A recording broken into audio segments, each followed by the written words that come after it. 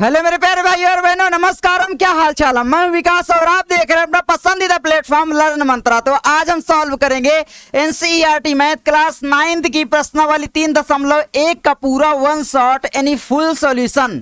और इसके साथ इसके दोनों क्वेश्चनों को रापचिक स्टाइल में बिल्कुल फिलो में खत्म करेंगे और साथ में इसका पूरा इंट्रोडक्शन बताऊंगा। अगर आपको इस चैप्टर के बारे में जीरो नॉलेज है तो कोई टेंशन नहीं लेना, क्योंकि आपका विकास भैया जीरो से ही हीरो बनाता है गणित में, है ना। हम गणित को वैसे ही बताते हैं जैसे बच्चे रोज चाय में बिस्कुट डाल के खाते हैं।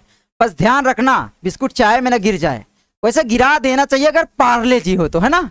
बताना पार्ले जी किसको किसको चाय में बोर के खाने में मजा आता है? मुझे तो बड़ा आता है। तो ये है आपका अध्याय 3 यानी चैप्टर नंबर 3। आपके पाठ का नाम है निर्देशांक ज्यामिति यानी बोले तो कोऑर्डिनेट ज्योमेट्री। तो सबसे पहले इसका सबसे इंपॉर्टेंट होता है एक किसी भी बिंदु की स्थिति का स्थान निर्धारण हम लोग करते हैं। जैसे मान लो ये पूरा मेरा पैनल है, तो ये क्या है? एक पूरा प्लेन है, एक तल है। आपकी जो कॉपी है जिसमें आप लिख रहे हो ना, तो वो पूरी कॉपी जो होती है एक तल होती है। तो उस तल को हम लोग 4 भागों में डिवाइड करते हैं। कैसे, मैं आपको बताता हूं। देखो, सबसे पहले प्यारे बच्चों एक हम लोग ऐसे रेखा खींचते हैं, ये लेटी हुई रेखा। अच्छा, ये लेटी हुई रेखा को क्या बोलते हैं आप बताओ जल्दी से? इस लेटी हुई रेखा को हम लोग बोलते हैं क्षैतिज रेखा यानी हॉरिजॉन्टल रेखा, हॉरिजॉन्टल लाइन, है ना। ये लेटी हुई रेखा। और एक इसके बिल्कुल लंब डाल के खड़ी रेखा हम लोग खींच देते हैं, है ना। तो चलिए एक हम लोग यहाँ पर खड़ी रेखा खींचते हैं। तो यहाँ पर आपका एक ये रेखा होती है खड़ी रेखा। चलो, तो ये दोनों रेखाओं का कुछ नाम दिया जाता है। अभी हम लोग नाम भी देंगे, टेंशन नहीं लेना है। अच्छा, आपने नंबर लाइन पढ़ा है ना, संख्या रेखा क्लास 6, 7, 8 में पढ़े हो आप लोग। तो संख्या रेखा में आप लोगों ने क्या पढ़ा था कि भाई जो यहाँ पर बीच में होता है ये पॉइंट, इसको हम लोग बोलते हैं जीरो, यानी इसको ओ से दर्शाते हैं ना। ये जीरो है मान लो। उसके बाद जैसे ही हम दाएं साइड आगे बढ़ते हैं तो ये आपका होता है भाई पॉजिटिव में 1, है ना। ये यहाँ पर आपका 2, फिर आपका 3, ये आपका 4 और मान लेते हैं ये आपका 5। ऐसे ही आगे ये चलता जाता है अनंत तक, ये रेखा आगे बढ़ती जाएगी। अच्छा, इसको अभी क्या बोलेंगे सब कुछ बताऊंगा। इधर आपका जो आता है प्यारे बच्चों, ये आपका क्या आता है? तो ये आपका माइनस वाली चीजें होती है। -1, -2, है ना, -2, -3, -4, ये -5, कुछ इस तरीके से। अच्छा, ये जो रेखा है ना क्षैतिज रेखा, इसको हम बोलते हैं यक्ष अक्ष। ये क्या है? यक्ष अक्ष है। ये आपकी हो जाती है यक्ष अक्ष। अब समझ में आया? अच्छा, यक्ष अक्ष है, ये क्या है? इसको हम लोग बोल देते हैं ये भी यक्ष अक्ष है, तो यक्ष डैश, क्योंकि ये माइनस में है इधर।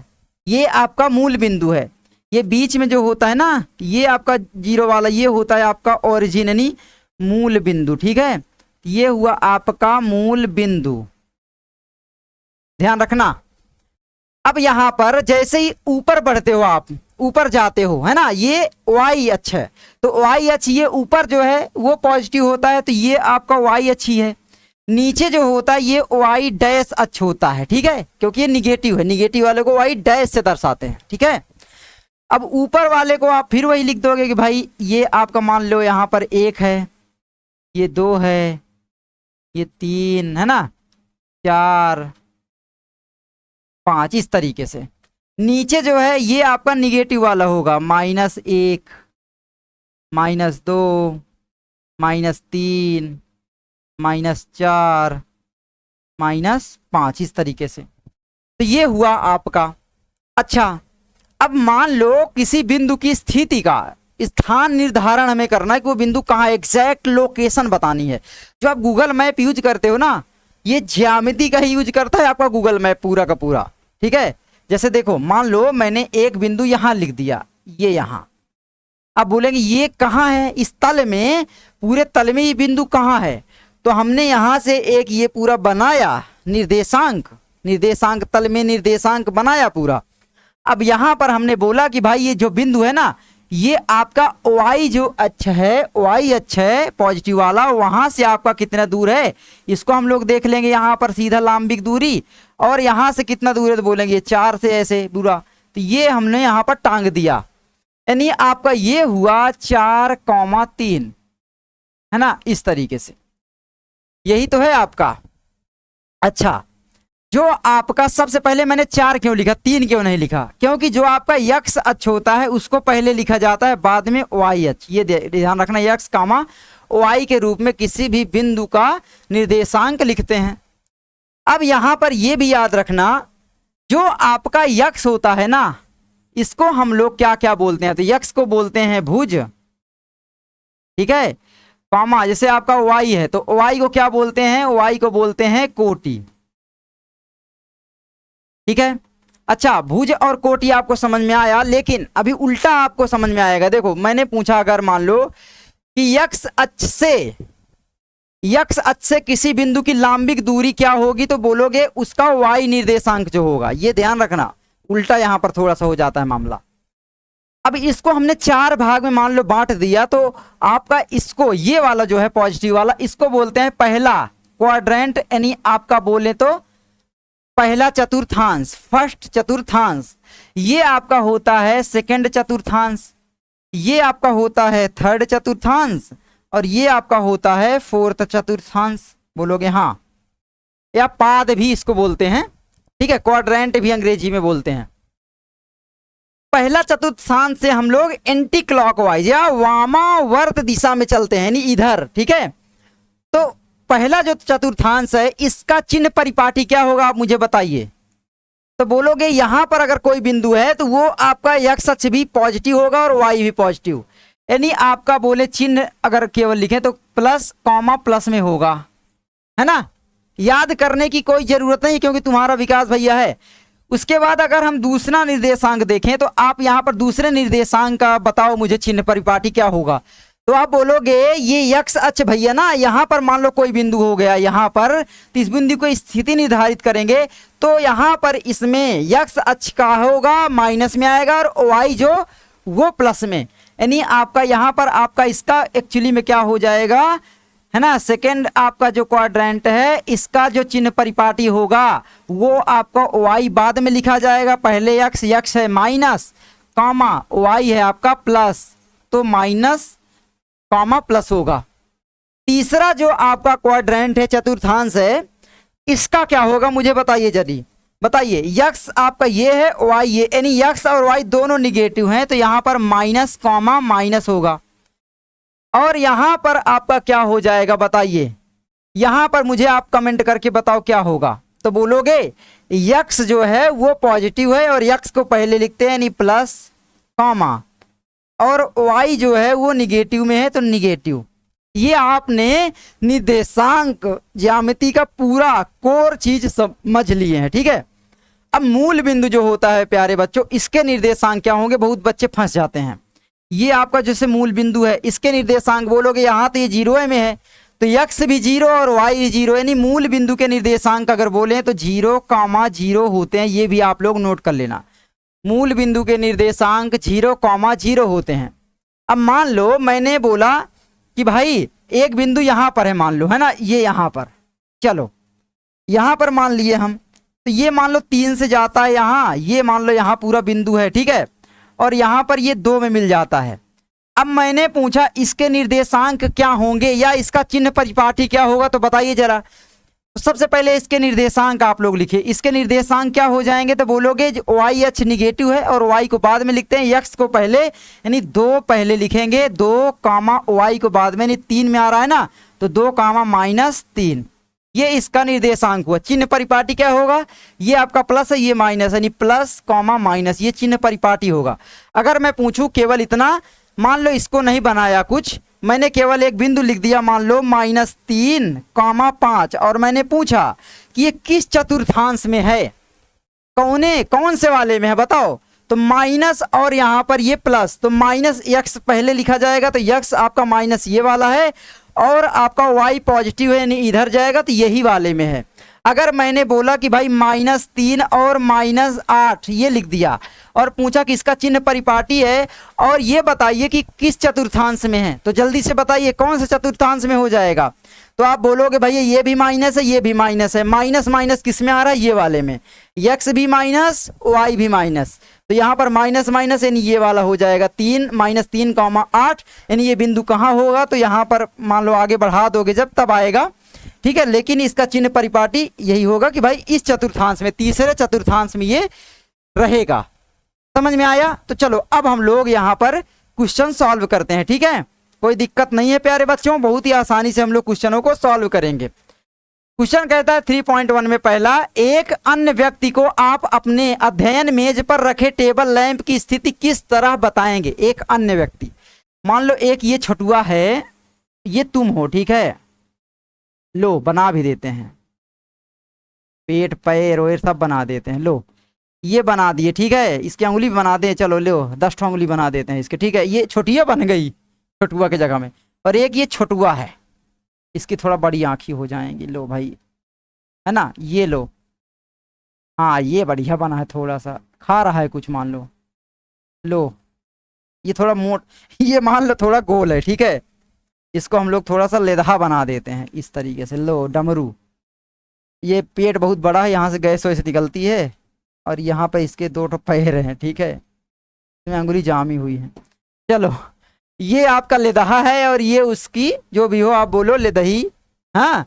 तो अब ये क्या है बोला, एक अन्य व्यक्ति को, यानी मान लो ये बोल रही है इसको, एक अन्य व्यक्ति को आप अपने अध्ययन मेज पर रखे टेबल लैंप की स्थिति किस तरह बताएंगे। इस गदहा को बताना है कि आपकी जो टेबल रखी है प्यारे बच्चों, मान लो आपकी एक टेबल इस तरीके से है, ये आपकी एक टेबल रखी हुई है, ठीक है। बोलोगे हाँ ये टेबल आपकी जैसे ही रखी हुई है, तो जरा मुझे ये बताइए ये मतलब इसमें जो टेबल में लैंप रखी है वो कहाँ है ना, अभी बताते हैं। तो ये टेबल है आपकी, ये टेबल के मान लो ये आपके क्या है, पावा, अरे हट रे पागल, ये पावा है, बन गई क्या टेबल, सही सही। लो इस तरीके से कुछ उल्टा मेज है, ये मेज का ऊपर वाला हिस्सा है, जैसे ऐसे मेज रखी होती है ना, दिमाग में थोड़ा कल्पना करना होता है गणित में। अब मान लो एक टेबल लैंप इस तरीके से यहाँ रखी हुई है, इस तरीके से यहाँ जलती है, इसका निर्देशांक यहाँ पर है, ये बिंदु है, बिंदु के रूप में ही हम निर्देशांक दर्शाते हैं, याद रखना। टेबल है, ये जल रही है, प्रकाश देती है ऐसे, है ना। यहाँ सौर ऊर्जा वाली है, मान लो पहले लालटेन होती थी, है ना, लोग पहले दिया होता था, जो भी बोलो, पढ़ाई वाली है, वो रखी हुई है एक टेबल में, है ना, पूरा एक टेबल में कुछ भी रखा हो सकता है, आपका पेन हो सकता है, आपकी कॉपी हो सकती है टेबल में, उसका स्थिति का निर्धारण करना है, ठीक है। तो स्थिति किस तरह आप लोग बताएंगे, तो यहाँ पर कई तरीके हैं, जैसे ये इसमें हम लोग यहाँ पर इसको थोड़ा सा बढ़ा दें, अगर इसको हम लोग मान लो ये क्षैतिज रेखा बढ़ा दें और ये ऊर्ध्वाधर रेखा कर दें, तो ये यहाँ पर मान लो ये कहाँ पर है, यहाँ से यहाँ जाएगी और यहाँ से यहाँ जाएगी, यानी यहाँ पर आपका ये लाई कर रहा है ना। या फिर हम लोग इसमें से भी माप सकते हैं कि भाई इसको बढ़ा दे, इसको बढ़ा दे, तो ये नीचे लाई करेगा। इस कोना को भी या इस कोना को, किसी एक कोने को हम लोग मूल बिंदु मान लेंगे। मान लिया हमारा ये क्या है, मूल बिंदु है, किसी एक कोने को हम लोग मूल बिंदु यानी ओरिजिन मानते हैं, और उसमें से हम लोग निर्धारित करते हैं किसी भी वस्तु की स्थिति का, है ना, स्थिति को यानी लोकेशन को बताते हैं। समझ में आया तो बोलो हाँ आया। ये हम लोग बताएंगे x, y के रूप में, है ना, हर जगह यही फॉलो होता है, बस यही तो है वस्तु की स्थिति, है ना। वस्तु की स्थिति क्या हो जाएगी, x, y। समझ में आया हो तो बोलो हाँ, इतना ही है कुछ नहीं है और, ठीक है। यानी आप अगर थ्योरेटिकली देखें, आप थोड़ा थ्योरी दें, तो आप यही लिख सकते हैं कि भाई किसी भी वस्तु की स्थिति का निर्धारण में, टेबल पर रखी वस्तु की स्थिति का निर्धारण हम उस टेबल के किसी एक कॉर्नर यानी कोने को मूल बिंदु मान करके उसमें एक क्षैतिज रेखा खींचेंगे, एक ऊर्ध्वाधर रेखा यानी एक x अक्ष खींचेंगे और एक y अक्ष खींचेंगे, है ना। फिर हम उसकी स्थिति बता देंगे उसमें कि कहाँ पर है ना, उसमें नंबर दे करके। समझ में आया, कुछ दिमाग में समझ में आया।